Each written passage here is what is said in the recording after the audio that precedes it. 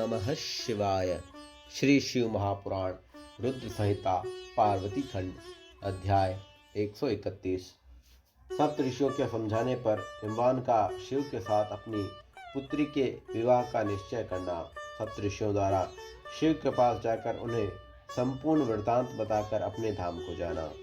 ब्रह्मा जी बोले, वशिष्ठ जी की बात सुनकर अपने गणों एवं भार्या सहित विस्मित होकर गिरिराज हिमालय पर्वत से कहने लगे। हिमालय बोले, हे गिरिराज, हे गंधमादन, हे मैनाक, हे विंध्य, हे पर्वतेश्वरों, आप सब लोग मेरी बात सुने। वशिष्ठ जी ऐसा कह रहे हैं, अब मुझको क्या करना चाहिए, इस संबंध में आप लोग विचार करें और मन से सब बातों का निर्णय करके जैसा ठीक हो वैसा बताइए। ब्रह्मा जी बोले, उनकी बात सुनकर सुमेरु आदि वे पर्वत भली भांति निर्णय करके प्रेम पूर्वक हिमालय से कहने लगे। पर्वत बोले, इस समय बहुत विचार करने की आवश्यकता नहीं है, कार्य तो हो ही रहा है। हे महाभाग्य, यह कन्या देवताओं के कार्य के लिए ही उत्पन्न हुई है। इसका अवतार ही जब शिव के लिए हुआ है तो शिव जी को ही देना चाहिए। इसने रुद्र की आराधना की है और रुद्र ने इसे स्वीकार भी किया है। ब्रह्मा जी बोले, मेरु आदि पर्वतों की बात सुनकर हिमालय बड़ी प्रसन्नता के साथ गिरजा भी मन ही मन हंसने लगी। अरुंधति ने शिव पार्वती के विवाह के लिए अनेक प्रकार के वचनों तथा विविध इतिहासों से उन मैना को समझाया। जब शैल पत्नी मैना सब कुछ समझ गई और प्रसन्नचित हो गई, उन्होंने मुनियों, अरुंधति तथा हिमालय को भोजन कराकर स्वयं भोजन किया। तदंतर ज्ञानी गिरिश्रेष्ठ उन मुनियों की सेवा करके प्रसन्नचित हो भ्रम रहित होकर हाथ जोड़कर प्रसन्नता पूर्वक कहने लगे। हिमालय बोले, हे महाभाग्यवान सप्त ऋषिगण, आप लोग मेरी बातें सुनिए। मैंने शिवा और शिव का सारा चरित्र सुन लिया है, जिससे मेरा सारा संदेह दूर हो गया है। मेरा यह शरीर, पत्नी मैना, पुत्री पुत्र सिद्ध ऋषि तथा अन्य जो भी कुछ मेरे पास है वह सब शिव का ही है, इसमें संदेह नहीं। ब्रह्मा जी बोले, उन्होंने इस प्रकार कहकर अपनी पुत्री की आदरता पूर्वक देखकर उसके अंगों को अलंकारों से सुसज्जित कर उन्हें ऋषियों की गोद में बैठा दिया। तदंतर शलराज ने पुनः प्रेम से ऋषियों से कहा, मुझे शंकर का यह भाग उन्हें अवश्य देना है।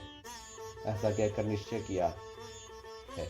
ऋषि बोले, हे गिरे, भगवान शंकर ग्रहिता होने के कारण भिक्षुक है, आप कन्यादान देने के कारण दाता है और देवी पार्वती भिक्षा है। अब इससे उत्तम और क्या बात हो सकती है। हे हिमालय, जिस प्रकार सभी शिखरों से ऊंचे होने के कारण आपके शिखरों की श्रेष्ठता है, उसी प्रकार आप भी संपूर्ण पर्वतों के अधिपति होने के कारण सबसे उत्तम है और धन्य है। ब्रह्मा जी बोले, इस प्रकार कहकर निर्बल मन वाले मुनियों ने हाथ से स्पर्श करके कन्या को आशीर्वाद दिया और शिव को सुख देने वाले मानो तुम्हारा कल्याण हो। जिस प्रकार शुक्ल पक्ष का चंद्रमा बढ़ता है, उसी प्रकार तुम्हारे गुणों की वृद्धि हो। इस प्रकार कहकर उन सभी मुनियों ने प्रसन्नतापूर्वक हिमालय को आशीर्वाद रूप में फूल और फल अर्पित करके विश्वास उत्पन्न कराया। परम पतिव्रता सुमुखी अरुंधति ने शिवजी के गुणों के मैना को प्रलोभित किया। अंदर हिमालय ने दाढ़ी में हरिद्रा और कुमकुम से मार्जन किया और लोकाचार पूर्वक सारा मंगल किया। तदंतर चौथे दिन शुभ लग्न का निश्चय कर परस्पर संतुष्ट हो वे मुनिगण शिवजी के पास गए। वहां जाकर शिवजी को प्रणाम कर अनेक सूक्तों से उनकी स्तुति कर वे वशिष्ठ आदि सभी मुनि कहने लगे। ऋषि बोले, देव देव महादेव, हे परमेश्वर, हे महाप्रभु, आपके सेवक हम लोगों ने जो किया है उस बात को प्रेम पूर्वक सुनिए। हे महेशान, हम लोगों ने इतिहास पूर्वक अनेक प्रकार के उत्तम वचनों से पर्वतराज हिमालय तथा मैना को बहुत समझाया, जिसे वे समझ गए हैं। अब उन्हें संदेह नहीं रहा। गिरेंद्र ने वाग्दान देकर प्रतिज्ञा की है कि वह पार्वती आपकी है। अब आप अपने गणों तथा देवताओं को लेकर विवाह के लिए चलिए। हे महादेव, हे प्रभु, आप शीघ्र ही विवाह के लिए हिमालय के घर चलिए और सनातन उत्पादन के लिए रीति के अनुसार पार्वती से विवाह कीजिए। ब्रह्मा जी बोले। उनकी यह बात सुनकर शिव जी प्रसन्न हो गए और लोकाचार में तत्पर होकर हंसते हुए इस प्रकार कहने लगे। महेश बोले, हे महाभाग, मैंने तो विवाह न देखा है न ही सुना है। आप लोग जैसी विधि देखे सुने और उसे बताइए। ब्रह्मा जी बोले। शिव जी के लौकिक शुभ वचनों को सुनकर वह देवादिदेव सदाशिव से हंसते हुए कहने लगे। ऋषि बोले, हे प्रभु, आप समाज सहित विष्णु को विशेष रूप से शीघ्र बुलाकर पुत्र सहित ब्रह्मा जी, इंद्रदेव, सभी ऋषि, यक्ष, गंधर्व, किन्नर, सिद्ध, विद्याधर, अप्सरा, इन सबको तथा अन्य लोगों को आदरपूर्वक यहाँ बुलाइए। वे सब आपका कार्य सिद्ध करेंगे, इसमें संदेह नहीं है।